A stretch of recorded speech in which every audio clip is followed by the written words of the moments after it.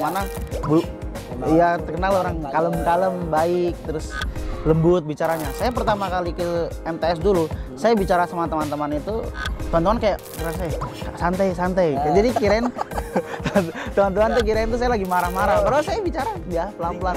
Di Sudan itu anak pas lagi belajar di Sudan itu, saya belajar di Sudan itu sambil daftar di mana. Ngopi, ngobrol pagi di Alkafi. Assalamualaikum warahmatullahi wabarakatuh. Kembali lagi bersama kami, Kafi Media. Medianya Yayasan Alkafi Hidayatullah Surakarta dalam program Ngopi, Ngobrol Pagi di Alkafi. Dan alhamdulillah pada pagi hari ini kita kedatangan tamu yang cukup spesial, cukup istimewa, yaitu salah satu alumni dari Alkafi Hidayatullah Surakarta yang saat ini sedang menempuh pendidikan di Timur Tengah. Bagaimana cerita berikutnya dan pengalaman-pengalaman beliau? Mari kita simak bersama-sama dalam acara Ngopi, Ngobrol Pagi di Alkafi. Assalamualaikum. Waalaikumsalam warahmatullahi wabarakatuh. Sehat kabarnya? Alhamdulillah sehat. Insyaallah. Perkenalan dulu sepertinya antum. Bismillahirrahmanirrahim. Assalamualaikum warahmatullahi wabarakatuh. Waalaikumsalam warahmatullahi wabarakatuh. Nama ana Arafik Fathul Haq Rumaf. Terus biasanya dipanggil dengan Arofik. Arofik. Biasanya panggil Arofik karena biasanya orang tahu juga namanya Arofik Rumaf. Oh begitu. Dan alhamdulillah ana asal sekarang ini dari Timika. Timika Papua. Oke. Timika Papua. Lahir di Merauke. Dan besar ya SD lah di Papua, terus alhamdulillah lebih besar di Jawa. Berarti pendidikan saat di Papua sampai SD saja? Iya, SD kelas 6. Mulai SMP MTS sudah di Jawa? Iya, alhamdulillah. Langsung mondok atau? Langsung mondok. Di mana itu? Alhamdulillah di Alkafi langsung. MTS-nya langsung di Alkafi? Langsung di Alkafi. Saya dari tahun 2009 tuh ke Solo, ya, ke Alkafi. Dan jadi 2009 itu MTS? Iya. Masuk Alkafi? MTS Alkafi 2009 akhir lah. Karena saya udah mulai masuk tuh 2010 lah intinya. Iya. November apa sudah 2009 di sini dari. Oh, ininya 2009 iya. Kelas 1 MTS yang tuh. Iya, MTS. Masih belum seperti ini ya? betul. Belum seperti inilah. Maksudnya bangunannya terus ya masih ya alhamdulillah lumayan ada bangunan, terus seperti bangun SD sudah ada, terus masjid masih masjid yang lama. Oh, Al-Maghfirah. Al-Maghfirah. Masya Allah banyak ampunan situ yang telah masjid pengampunan lah. Nah, terus di asrama itu sekolah yang sekarang sekolah itu asramanya masih asrama yang lama ya, betul. Masih lama. Bangunan lama, masih ada pohon besar, pohon keramat. Pohon besar yang sering ada itunya ya? Iya. Snack-snacknya di situ ya? Ya, terus ada pohon keramat di situ ya. Oh, iya. Yang di depan Matam dulu. Ada sedangnya kalau nggak salah. Dulu situ lah. Oke, baik. Sebelum kita ngobrol lebih jauh ini tentang Alkafi, mungkin apa namanya ya? Zaman sekarang itu anak-anak mondok itu kan ada yang disuruh orang tua, ada yang memang keinginan sendiri. Nah, antum sendiri itu disuruh orang tua atau keinginan sendiri tuh mondok itu? Bismillah. Dulu tuh anak belum ada kepikiran mondok. Walaupun saya dulu orang tua kan pondok di sana. Maksudnya ada pondok Hidayatullah dulu di Serui. Serui kan pindah-pindah biasa Hidayatullah. Ya betul. Pindah-pindah. Nah, dulu Serui itu. Terus saya sudah sempat masuk sekolah. Saya kalau nggak salah dulu tuh MTS Negeri Darussalam Serui. Saya masih sempat 2 bulan 3 bulan di sana. Sempat masuk sana. Habis itu akhirnya saya dibawa ke Jawa sama orang tua. Dan ya saya juga sudah keinginan mondok. Walaupun ya udah nggak apalah, bismillah. Walaupun langsung mondok jauh dari Papua ke Jawa seperti itu. Dan ya seperti itu keinginan orang tua dan itu sudah tertanam keinginan saya sendiri. Cuma belum berani. Akhirnya ya setelah orang tua bawa ke Jawa ya alhamdulillah sudah sedikit terpacu untuk berani mondok seperti itu. Apa itu yang dirasakan saat mondok di awal-awal, apalagi antum dari Papua ke Jawa kan cukup jauh tuh jaraknya, kan? Betul. Kemudian mungkin tahun 2009 ya walaupun komunikasi juga udah cukup mudah, cuman kan yang belum semudah saat ini. Itu gimana? Apa yang antum merasakan saat mondok-mondok awal di Alkafi itu? Waktu awal mondok di Alkafi pertama kan dari kultur budaya, terus kultur keseharian sifat seseorang yang mana di Papua dengan di Jawa itu berbeda. Yang mana di Papua itu ya kita tahu lah ya, orangnya sedikit nadanya agak tinggi, terus sifatnya. Nah, tapi di Jawa agak kalem. Apalagi saya langsung ke Solo yang mana Memang Iya, langsung terkenal orang kalem-kalem, baik, terus lembut bicaranya. Saya pertama kali ke MTS dulu, saya bicara sama teman-teman itu, teman-teman kayak kira saya santai. Jadi kirain teman-teman tuh kirain tuh saya lagi marah-marah. Padahal saya bicara pelan-pelan gitu. Dikirain antum tuh ngegas gitu. Nah, ya, ngegas, ya. santai. Padahal saya bicara biasa gitu. Memang orang Papua itu ya ngomongnya kayak gitu. Ya, jadi bicaranya ngegas terus tiap hari. Alhamdulillah lama-lamanya sudah bisa membaur, sudah bisa dikurangi volumenya lah ya. Volumenya dikurangi dikit dan sudah bisa mengikuti. Kemudian rasa rindu sama orang tua atau di awal-awal ada kendala nggak? Apa langsung nyaman begitu saja? Rindu ya wajar, maksudnya anak mas santri baru dan lainnya itu wajar. Tapi dalam hati itu saya jauh Papua. Jadi kalau misalnya alhamdulillahnya saya itu mondoknya jauh langsung. Kalau mondok saya misalnya rumah saya dekat, ya, tidak terlalu jauh, misalnya cuma naik bis atau naik motor atau itu kendaraan darat bisa. Itu mungkin saya sudah pulang juga. Saya udah pulang juga. Jadi ada perasaan ingin pulang juga gitu. Ya, betul, perasaan pulang dan lainnya. Tapi karena emang orang tua jauh, tiba-tiba orang tahu ngasihnya jauh yang memang kita bingung mau kemana, ya udah mau nggak mau saya harus betah. Mau nggak mau saya Bismillah jalani. Dan akhirnya alhamdulillah lama-lama nyaman. Alhamdulillah malah ya nyaman, jarang pulang orang tua yang datang ke Jawa. Oh gitu ya? Iya. Jenguk berapa bulan sekali itu kira-kira? Enggak bertahun. Paling jenguk itu 2 tahun sekali. Oh 2 tahun sekali orang tua. Jenguk saya malah pulangnya kan 3 tahun sekali baru pulang. Jadi MTS masuk kelas 3 MTS baru pulang. 3 lulus Baru pulang. Saya pulangnya pas kelulusan. Kemudian proses nih, proses antum bisa benar-benar nyaman di Al-Kahfi, di pondok itu butuh waktu berapa bulan itu? Kalau pasti bulan itu nggak sampai 1 tahun itu ya, nggak ada 1 tahun.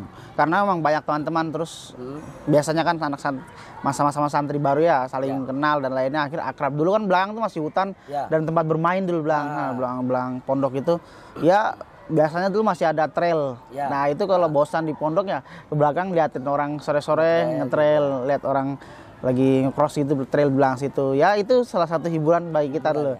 Terus main-main di hutan. Ya banyak lah, dulu hutan tuh masih kayak nyari bengkoang. Terus jambu biji, jambu monyet. Yang monyet terus diperas itu. Pokoknya masih siang-siang tuh habis sholat zuhur pulang sekolah itu langsung ke hutan. Lebih seringnya di hutan gitu. Ya itu yang membedakan pondok Al-Kahfi dengan pondok-pondok lain ya. Iya, alhamdulillah. Lainnya tuh biasanya kan pagar keliling, gerbangnya cuma satu gitu ya. Dan kalau di Al-Kahfi itu banyak aksesnya. Iya. Sehingga untuk main ke untuk mencari hiburan di belakang pondok itu masih sangat enjoy, masih sangat luas tempatnya nih. Betul. Oke nih. Menurut antum nih, Al-Kahfi dulu dan sekarang. Yang antum lihat sekarang itu apa itu perbedaannya itu? Pertama dari segi bangunan lah, kelihatan sekali perbedaannya, bagaimana bangunan itu bisa berbeda. Yang dulunya masih ya seadanya, yang penting bisa tinggal nyaman sudah. Terus kalau sekarang itu sudah banyak perbedaan dari seginya. Terus yang kedua dari segi pendidikan, alhamdulillah sekarang sudah lebih meningkat dari dulu. Yang dari segi target hafalannya dulu kan setahun 1 juz saja tuh masih banyak yang nggak sampai gitu. Dulu gitu. Belum tahfidz ya. Dulu jadi kayak alhamdulillah sekarang banyak peningkatan, terus banyak kemajuan. Ya masya Allah itu untuk kedepannya pendidikan bisa lebih maju lagi dia. Insya Allah dengan kedepan sekarang bisa membaur lah dengan pondok-pondok lain insya Allah. Ini karena programnya ngopi harus ada kopinya. Insya Allah. Ini asisten. Insya Allah. Jazakallah khair. Jazakallah khair. Biar sesuai dengan program kita ngopi begitu. Iya, harus ada gelasnya. Dari tadi soalnya kalau nggak ada gelasnya itu pesan ngopinya itu nggak ada. Terima kasih tim kreatif yang sudah menyiapkan. Masya Allah, jazakallah khair. Oke. Artinya kalau zaman dulu kan mungkin belum ditarget ya. Belum. Pokoknya yang penting mondok dulu, belajar agama. Atau mungkin udah ada jurusan bahasa atau apa gitu dulu? Dulu itu mondok sini kan. Kalau SMA itu baru biasanya jurusan bahasa. Dan dulu kalau nggak salah bahasa Jerman. Jerman dulu bahasa Jerman. Saya sempat terakhir zaman saya, maksudnya MA-nya saya. Di sini kan saya MTS sama MA. Di sini. Nah, itu Jerman terakhir. Pokoknya program bahasa atau jurusan bahasa. Habis itu pindah ke IPA kalau nggak salah. Nah, itu setelah saya. Nah, itu bahasa Jerman, masih kayak ya sedikit-sedikit. Berapa tahun itu jurusan bahasa di sini? Lumayan lama karena emang dari kalau nggak salah sejak MA itu sudah buka emang jurusannya bahasa.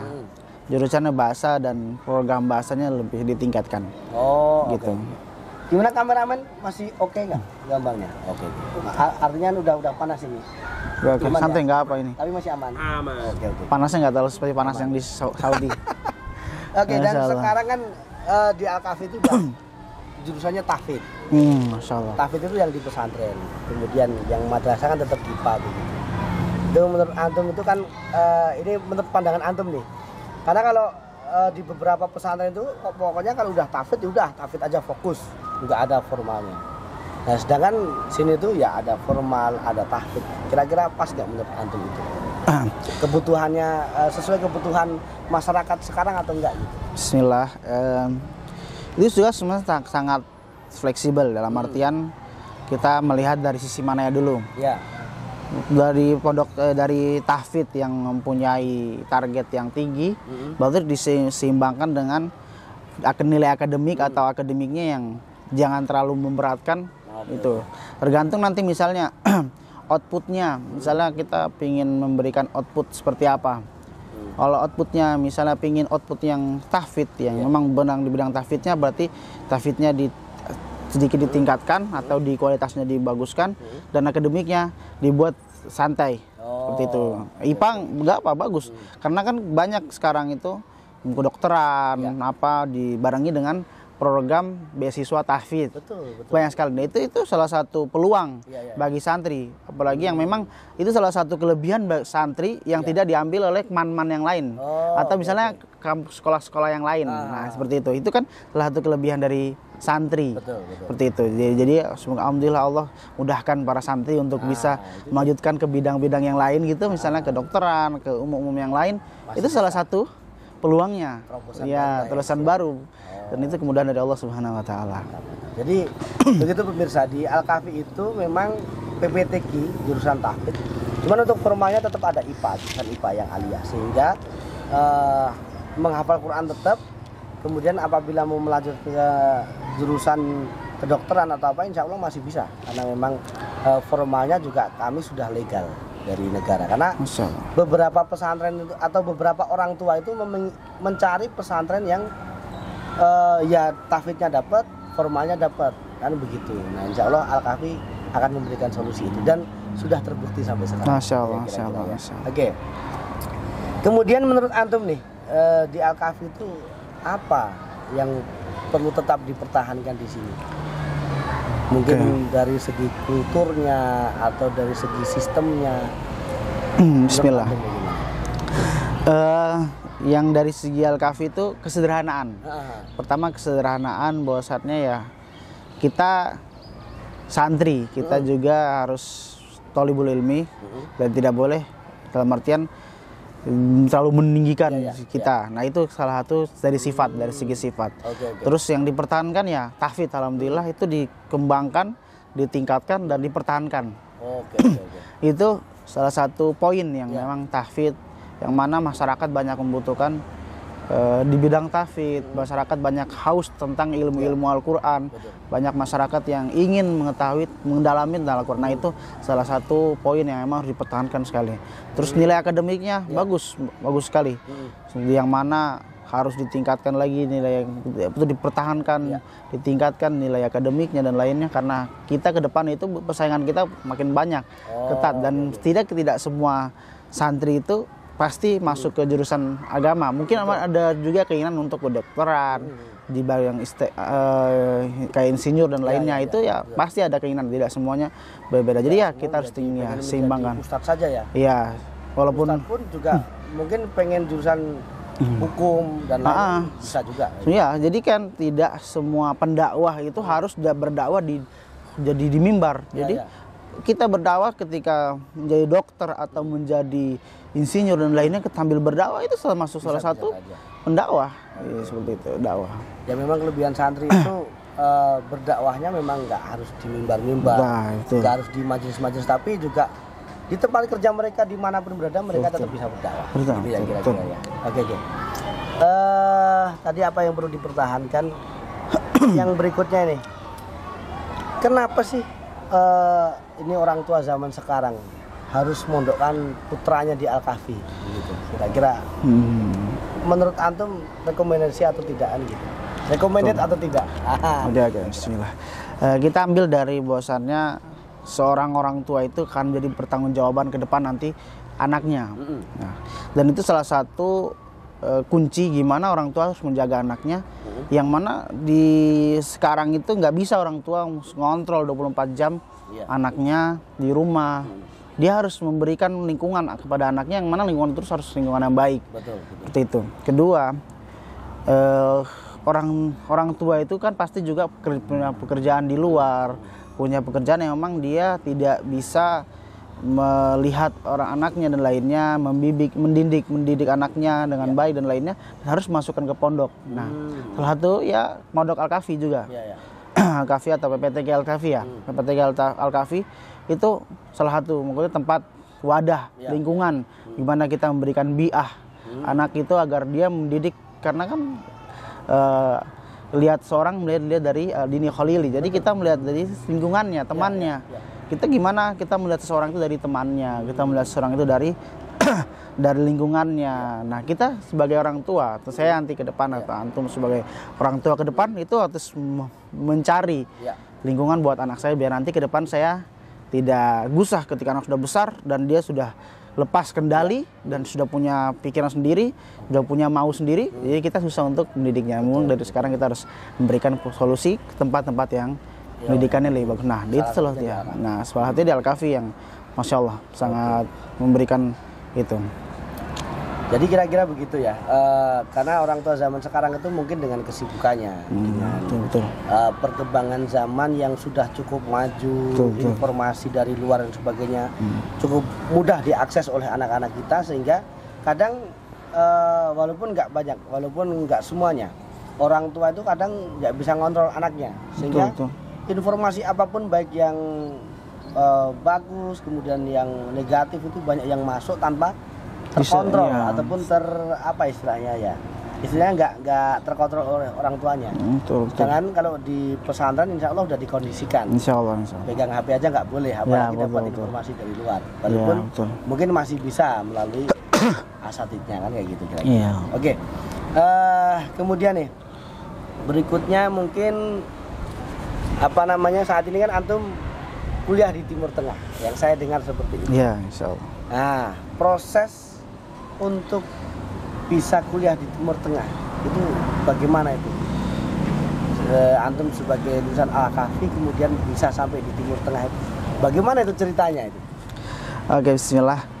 Jadi daftar atau keinginan untuk belajar di Timur Tengah itu sudah ada sejak SMA kelas 1, MTS kelas 1 itu sudah ada keinginan. Memang sudah ada. Keinginan. Dulu itu karena kan biasanya kita dulu ada kedatangan ke MTS, ada Ustadz namanya Ustadz Rostridho. Dia lulusan Mesir, Al-Kahfi juga. Angkatan pertama kalau nggak salah dulu. Nah, beliau memberikan wejangan atau memberikan nasihat kepada santri, dan pas itu alhamdulillah ada hadir. Dan Masya Allah beliau memberikan kayak istilahnya pengalaman motivasi beliau selama di awal pertama kali ke Mesir, gimana perjuangan beliau di Mesir dan lainnya, itu menjadi titik balik. Wah, Masya Allah, gini di luar negeri, maksudnya di Masya Allah ini di luar negeri seperti ini, Masya Allah belajar di luar negeri itu seperti apa. Nah, itu salah satu pacuan, salah satu amunisi biar saya ingin, dan alhamdulillah sejak itu anak sudah ada giroh, ada semangat, sudah ada keinginan untuk belajar di luar negeri dan lainnya, dan sudah ada poin-poin, misalnya saya tahun sekian sudah ada segini, terus saya gimana biar bisa belajar dan lainnya, itu sudah ada step-stepnya. Sejak MA sudah ada poin-poin, pokoknya sudah buat target-target, sudah buat lainnya. Alhamdulillah Allah mudahkan dan Allah lancarkan sampai sekarang untuk belajar Timur Tengah. Oke, kemudian saya juga mendapatkan informasi. Jadi sebelum saya kedatangan antum ke sini tuh saya harus nyari informasi tentang antum. Nah, kalau nggak salah itu pernah kuliah di Sudan. Nah, sekarang informasinya antum di Madinah kuliahnya. Nah, itu bagaimana itu bisa langsung dapat 2 tempat itu? Masya Allah, alhamdulillah. awal ke Sudan itu tidak lepas dari ketika saya lulusan MA sini, lulus SMA. Iya. Itu anak lanjut ke Aroyah. Aroyah, belajar di Aroyah. Alhamdulillah titik balik saya bisa lebih banyak belajar, maksudnya lebih banyak pokoknya tahu baca kitab, bicara bahasa Arab dan terus memahami ketika ngomong di mimbar bahasa Arab itu alhamdulillah di titik baliknya tuh pas mondok Mahat Ali itu. Terus setelah itu saya ditawarin kalau salah satu ustadz di Hidayatullah yang sekarang belajar di Sudan. Terus gimana mau lanjut Sudan enggak dan lainnya. Oke, alhamdulillah anak daftar dan dimasukkan berkas anak di kampus dan lanjut. Alhamdulillah sudah. Dan setelah di Sudan itu dari tahun 2017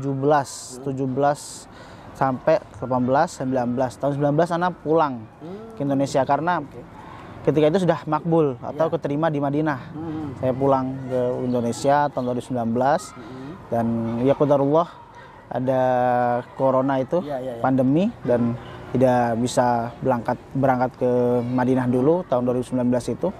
Dan itu online. Selama itu online sampai tahun 2022 baru bisa berangkat ke Madinah. Seperti itu. Jadi artinya antum itu mendaftar di dua artinya ya? Sudan sama Madinah. Ketika di Sudan itu anak pas lagi belajar di Sudan itu saya belajar di Sudan itu sambil daftar di Madinah. Jadi masukin berkas, mukobalah online dan lainnya semua itu. Seperti itu. Berarti tapi yang di Sudan tetap dilanjut atau? Iya, sambil kuliah. Mungkin sambil kuliah di Sudan sambil nunggu pengumuman. Setelah pengumuman langsung anak ke Madinah. Iya, ke Madinah. Berarti yang di Sudan udah selesai nih? Belum. Belum. Di Sudan itu kemarin sampai semester 6. Semester 6, semester 7. Dan pas itu juga ada lagi Sudan bergejolak. Awal pecah bergejolak Sudan itu tahun 2018. Maksudnya zaman saya. Itu sudah awal pecah yang sangat pecah berat itu di situ. Terus ke depan dan lainnya ya terus kampusnya tutup dan lainnya kita pas itu alhamdulillah pas kampus tutup dan itu ya saya keluar mukobalah makbul gitu terima di Madinah. Udah alhamdulillah sudah terima di Madinah berangkat ke Madinah pulang dulu ke Indonesia. Ngulangi dari awal lagi di Madinah? Iya, ngulangi dari awal. Gak bisa ya? Karena beda kurikulum, beda SKS pembelajaran dan lainnya otomatis harus ngulang dari awal. Sekarang di Madinah udah berapa semester? Dia alhamdulillah semester 6. Semester 6. Bentar lagi selesai. Ya, doanya insyaallah. Jadi semoga dilancarkan nanti. Amin. Kemudian nih, karena kan sudah pernah di Sudan, kemudian sekarang di Madinah. Ada perbedaan nggak antara Sudan sama Madinah itu? Masya Allah. Sama atau ada sedikit perbedaan? Perbedaan dari segi fasilitas mungkin sangat ada berbeda. Fasilitas. Ya kita tahu Saudi dan Saudi Arabia itu mempunyai dana yang besar lah dalam artian untuk mengayomi mahasiswa seperti itu. Ya otomatis fasilitasnya juga alhamdulillah full gitu fasilitasnya. Banyak fasilitasnya dan Sudan ya kita belajar sederhana. Makanya kalau kita sebagai mahasiswa Sudan itu punya istilah sendiri. Man asyafis Sudan asyafikul makan. Jadi barang siapa yang hidup di Sudan dia bisa hidup di mana-mana. Mungkin dia bisa hidup di daerah yang susah, yang bahagia alhamdulillah. Alhamdulillah setelah anak di Sudan sekitar 2 tahun 3 tahun itu di Sudan, ketika anak masuk ke Madinah itu banyak masya Allahnya, banyak alhamdulillahnya. Maksudnya alhamdulillah. Karena memang walaupun mungkin secara keilmuan sama aja mungkin. Sama aja. Maksudnya sumbernya juga bagus. Kemudian dosen dan sebagainya juga mantap juga. Iya, mantap. Beda kalau di Sudan itu lebih sederhana saja. Iya, sederhana. Akhirnya waktu masuk ke Madinah lebih bisa menyesuaikan gitu kira-kira ya. Oke, artinya nggak ada perbedaan, masalah keilmuan juga. Iya, sama. Saya lihat juga lulusan Madinah, lulusan Sudan itu ya ilmunya masya Allah mantap semuanya. Alhamdulillah. Bisa diaplikasikan di masyarakat. Insya Allah. Oke. Kemudian nih, pengalaman apa yang antum dapat saat kuliah di Timur Tengah, baik di Sudan maupun di Madinah? Apa yang antum dapatkan nih? Masya Allah. Kira-kira saat ini, proses saat ini. Pengalaman ya justru lumayan lah pengalaman dari segi belajar, ketemu teman-teman yang berbagai negara, terus dari segi kultural kita berbeda-beda, bahasa yang disatukan dengan bahasa Arab. Ya, walaupun beda-beda negara, tapi kita tetap berbahasa Arab bicara. Itu satu pengalaman. Terus memang yang susah dirasakan di Indonesia juga, karena di Indonesia kan kita satu bahasa Indonesia. Di sana otomatis kita pakai bahasa Arab. Terus dari segi kebiasaan seorang orang juga, terus pengalaman belajar juga ke para masyayikh tentang gitu mulazamah, khalaqah Quran atau khalaqah tentang kajian-kajian ilmiah lainnya. Alhamdulillah itu banyak pengalaman-pengalaman yang bisa, yang mana juga dari segi mazhab yang mana kebanyakan mazhab dari Sudan itu mazhab Maliki, terus kebanyakan di mazhab Saudi itu mazhab Hambali. Itu otomatis kita juga dari segi mazhab juga kita belajar segi mazhab fikihnya, dari usulnya, fikihnya, kebiasaan fikih. Jadi kita bisa melihat tatbik atau cara prakteknya. Oh, ini prakteknya orang Maliki seperti ini. Oh, gini caranya lainnya. Terus Hambali seperti ini. Jadi kita langsung melihat. Seperti Indonesia kan Syafi'i kebanyakan. Ya, seperti itu dari segi itu. Antum secara tidak langsung bisa banyak belajar. Ya, artinya mungkin dari segi madhabnya, dari segi mungkin saat praktek dan sebagainya lebih banyak itu ya. Iya. Misalkan ya kayak di Hidayatullah nggak bisa belajar. Karena di Hidayatullah sendiri kan nggak memandang latar belakang dari mana. Siapapun bisa belajar di Hidayatullah. Kita bisa mengambil pengalaman dari mereka gitu kira-kira. Oke. Kemudian nih, kan tadi sudah di Timur Tengah, kemudian antum juga sudah merasakan proses belajar di Indonesia. Betul. Nah, ada nggak perbedaan proses pembelajaran di Indonesia dan di Timur Tengah? Kemudian cara penyerapannya atau cara prakteknya itu bagaimana begitu kira-kira?